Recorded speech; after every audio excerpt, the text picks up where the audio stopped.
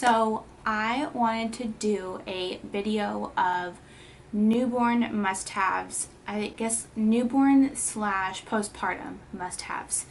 And I compiled a list of my top 20 recommendations of things that I have felt that I really needed and used a lot in the last 6 weeks. Things that I had that I used a lot, and then things that I ended up needing to buy because literally within the first 4 days that Braylon was born, we ordered so much stuff off Amazon because just things came up of things that we needed or didn't have or wanted more of. So I'm going to share that list with you right now. See what we've got. Okay, 20 of my newborn must-haves. Number one, so important, and this has come in handy so much, is having a changing station in different places depending on how big your house is or apartment or whatever. We have one in her nursery, we have one in our bedroom, and we have one downstairs, which comes in handy so that we don't have to come all the way upstairs just to change your diaper.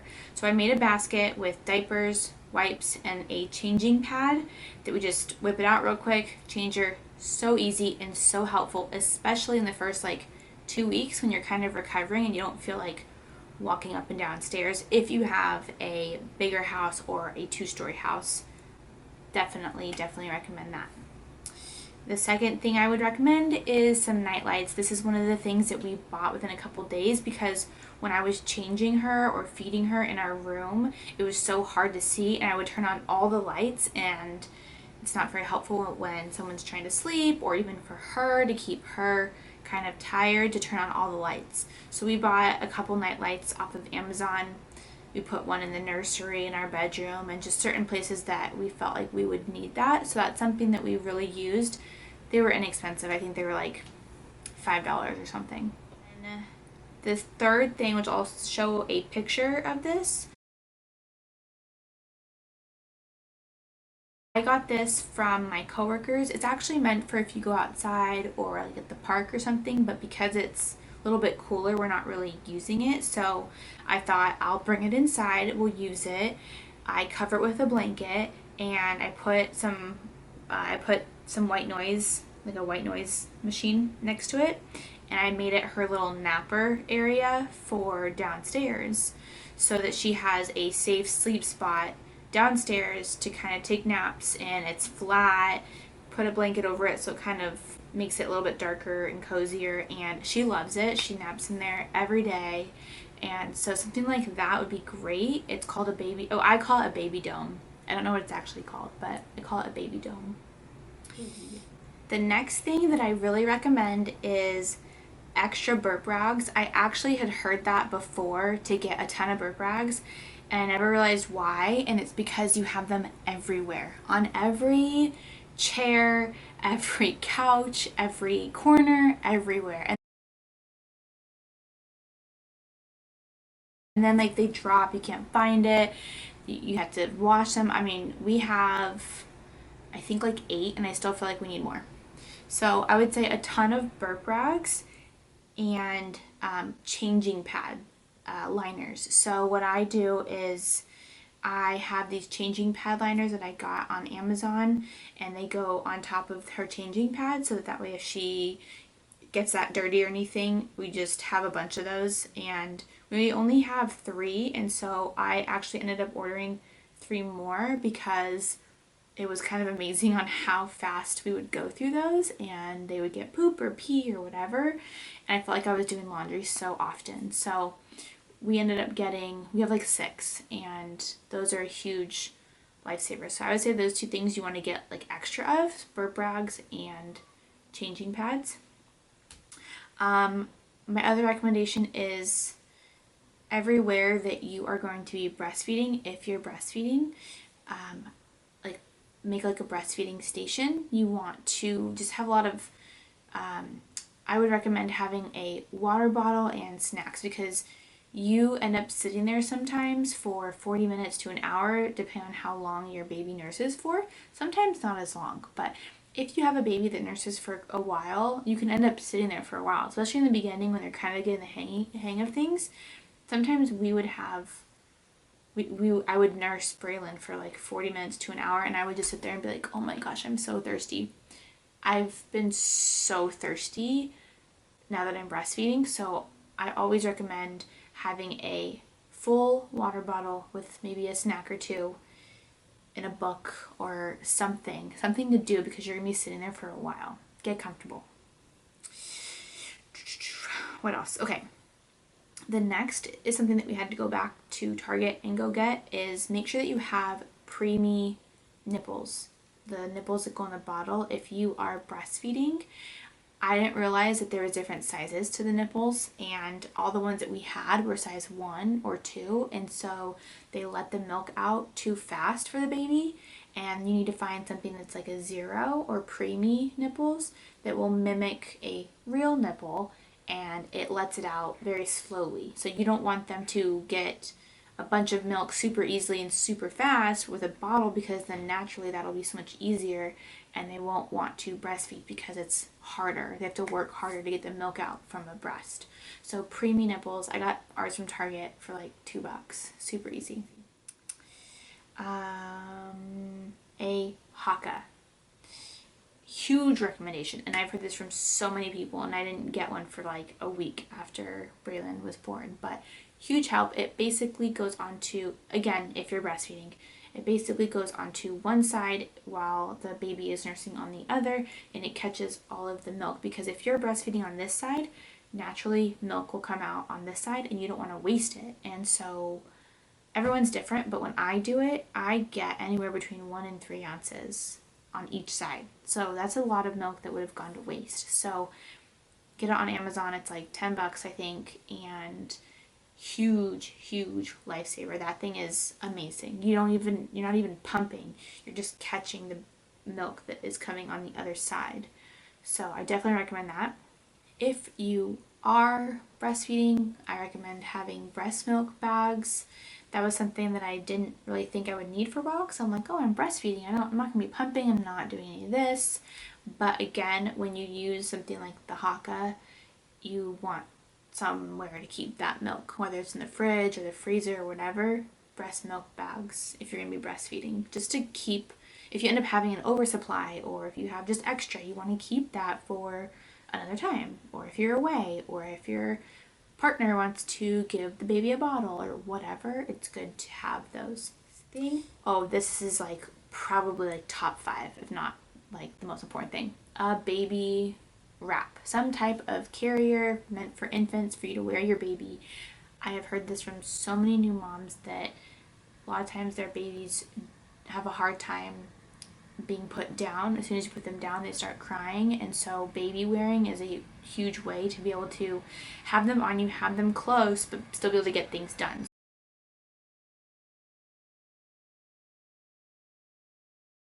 So I have one, I got it used, it was like $5, and it's the Soli Wrap, I think is what it's called. They have different brands, different kinds, but basically it just enables you to carry your baby on your chest, and you can be hands-free and you can do stuff. So for me, I use that at least once a day, if not like twice, especially in the mornings when I've woken up, I've fed her, and then she's like kind of fussy and doesn't really want to be put down. So I'll put her in the carrier while I make my coffee, I make my breakfast, I eat my breakfast. You might have seen it actually in my last video, my 1 month update. I'm wearing one, and those things are honestly lifesavers. Next thing is some type of sound machine, or if you have an Alexa, Alexa also does white noise or like other ambient sounds. Huge for us. I don't know if all babies like them, but that is so important for us, especially when she's ready to take a nap or to sleep. We put on either white noise or rain or whatever there is, and we actually have one here in the nursery. We have one in our master bedroom. We have one downstairs in the living room, and we each have one on our phones. Some type of way to get white noise or whatever. The one on our phone, this app is right there. I don't know if you can see it. It's actually called White Noise, and we put this on, we put it next to her, and she just instantly falls asleep. It's the best. The one that we use is actually White Noise. So it just mimics the sound of them being in the womb, and it's like, it helps a lot when we want to put her to sleep, or if we're out going on a walk, I'll put it in the stroller or whatever. Having some type of sound machine has been so big for us. So I recommend that. The next thing I recommend is a car seat cover, or like a canopy, car seat canopy. It's the things that go over the car seat. It's also meant for if you're breastfeeding to kind of cover you as well. I use that all the time, especially in the beginning when you're out running errands and you don't want people to be like poking their heads in the car seat, looking at your baby, breathing in front of your baby, all of that. So we put that over her.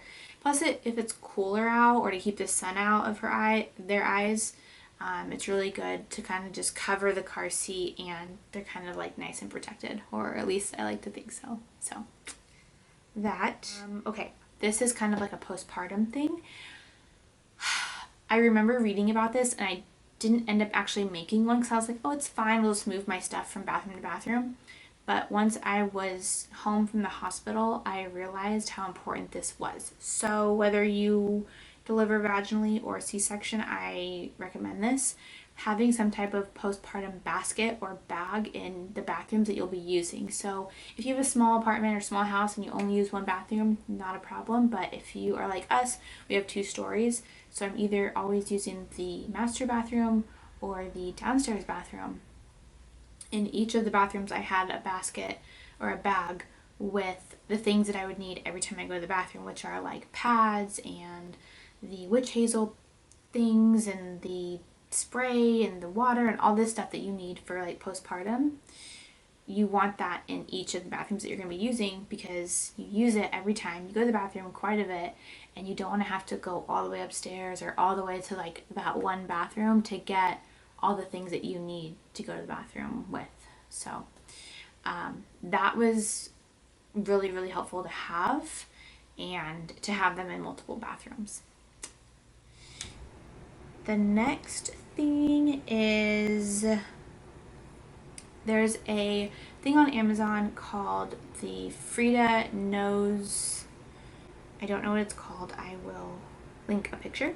But it basically sucks all of the boogers and the snot out of their noses. Their nostrils are so tiny, you think you can like get in there and get something if you like see like a little booger right there, but it's impossible. So this thing, it basically goes up to their nose and it just like suctions out any boogers that they have, which she's only 6 weeks old, but we've used it quite a bit. So she's had like a lot of like boogers and snot and whatever else. So I recommend that. It's like $8 or something. I can't remember how much it was, but it's on Amazon. I feel like everything I got was off Amazon or Target. The next thing is both types of swaddles. So I don't have the Velcro one here on me, but we have a zipper Velcro, which zips up and actually keeps her hands up, which she really likes because she likes to move her hands a lot. So sometimes she doesn't like having her hands like this. So the one with the hands up is great because for babies who like to have their hands up, it's great. It's called the Love to Dream swaddle. And then we have a couple other swaddles, which are the Velcro kind, which are amazing because they're super easy. Even my husband can do it. And at first she hated swaddling, but once we realized what to do after the swaddling and how to like calm her, it's been a lifesaver. And we use swaddles for naps and bedtime, and it just really relaxes her and calms her, and it's a signal to her that it's nap time. So I would recommend getting both because you don't know what your baby's gonna like. So I recommend the Velcro kind and also the zip up kind. What I'll do is I will link in the description everything that I got, because most of it's from Amazon. I got off my registry and pretty much everything is from Amazon. Okay, the next thing is, I actually have it right here. It's called, I don't want to hit the camera, My Breast Friend. It's a nursing pillow. Let's see if it fits. Beep. Has a little thing and a little buckle. I have the Boppy also, but this is a million times better. It's more supportive. It's just, you can read the reviews on it. Again, it's on Amazon, but way better, I feel like, than the Boppy. Just feels more supportive. It goes around your back and it just feels like more stable. I use that every single day. So that's huge. My best friend. Next thing is the Boppy Lounger. It's a little pillow that it's basically something you can sit the baby in if you're like on the couch or you're somewhere and you just want to set them somewhere that's not like on the floor or in a swing. It just enables them to sit. It's cushioned on the side so they won't really roll off. And it just is it helps with just them being somewhere where they can like be and sit without worrying about them rolling off the couch. That's been great. The other thing I recommend if you are breastfeeding is having nipple cream on hand. I didn't get any at first, and then I did get some, and I only had to use it for a little bit, luckily. But if you end up breastfeeding for the first couple weeks, it can get very, very sore and raw and cracked. And the nipple cream that I have it's great for that and has a ton of good reviews. A lot of people recommended it. I'll link that again. Hopefully you won't need to use much of it. I bought it and I only used it a couple times, but I have it, and then hopefully I can still use it for the next baby. But it's great because it just helps your nipples heal faster, because the last thing you want is nursing with cracked nipples. It's not fun. It's really not fun. Okay, the next thing that I recommend is right there. Having a fan in her nursery. So initially I bought the fan for two reasons. One, for some extra sound, for noise in case she's sleeping, and I didn't have a sound machine at the time, so for some extra noise. And then the second reason is because I had read that having a fan in the baby's room helps reduce the risk of SIDS. So that's why I got it. The thing I didn't realize is she's not even sleeping in here until she's 6 months, so it was kind of pointless. But this is my nursing station right here. You can't see it, but right here is where I breastfeed at nighttime. And it has a remote too. It came with a remote. So the thing I didn't realize is that when you are recovering in your postpartum, you're so hot all the time. And so having a fan with a remote is great because you're sitting there, you're breastfeeding, you're freaking hot, you're probably stuck there for an hour. I've got my water and my snacks, but I just need like a little bit of air. And so having that with the remote was awesome. I didn't even realize how amazing it was to have it until I was here and I'm like sweating and hot, and I'm still always hot. So it's great to have that, and even better that it has a remote, because you don't even realize that you're hot until you're sitting there, your boobs out and the baby's there, and you're just sitting there and you're like, oh my gosh, it's like 100 degrees. So I would recommend a fan in the nursery, or a fan in near you where you're gonna be breastfeeding.